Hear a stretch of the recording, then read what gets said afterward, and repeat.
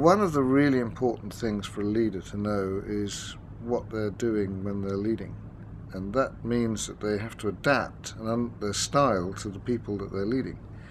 Now, this applies at all levels. It applies at the level of the board, it applies at the level of field supervisors, it applies at the level of the foreman. The same principles apply. And that is that you've got to understand what it is that the people you're leading need. You will have your own personal style, and this may be what they want, but it may not be. And really good leaders, what they do is that they work out what their personal style is, then they work out what it is that the people that they're leading need, and finally they work out how it is that they can adapt what they're doing so that they give the people what they need rather than forcing the people to take what they're giving.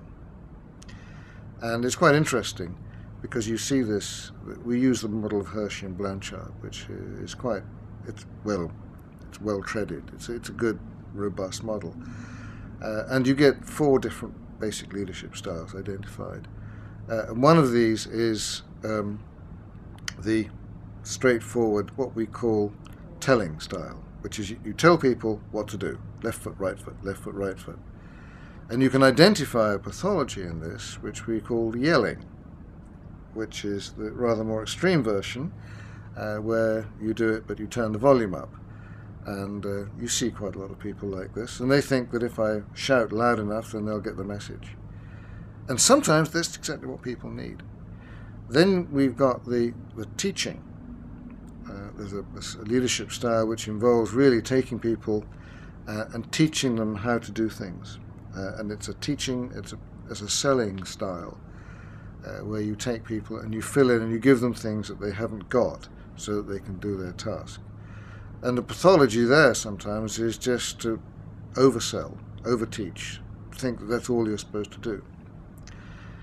The third, and in my experience in the kind of businesses I usually work in, the most common style is one which involves leading from the front.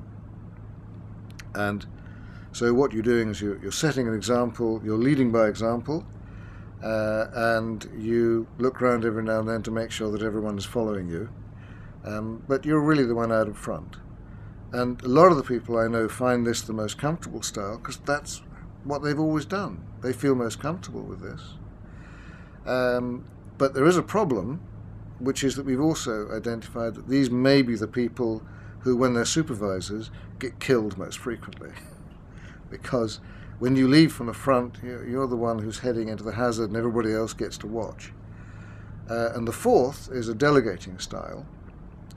And that is where what you do is that you let other people do the work and you empower them, you give them the feeling that they've got your trust. And then what you're doing is probably working on what they're going to be doing in the future. Now, the pathology there is what we once used to call the barbecue manager, who basically is completely abdicated and only turns up, when his boss turns up to cook at the barbecue, to be seen, to be leading, and that's the only time they ever see them. Now, all of the leadership styles, not so much the pathologies obviously, but all the leadership styles can be relevant. So sometimes, if you've got a team which needs it, leadership from the front is exactly what they need. But one of the things I've learned in my own experience is that there's a time when the best way to demonstrate leadership is to go away and leave them on their own. I've done this when I've taken my students and young people who've worked for me and dropped them in some pretty awful parts of the world.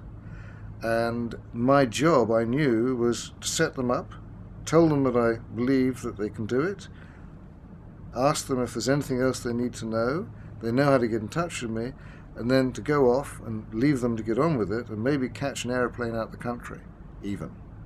And it's a pretty scary moment, because what if they get it wrong? It'll look bad on me. Well, tough.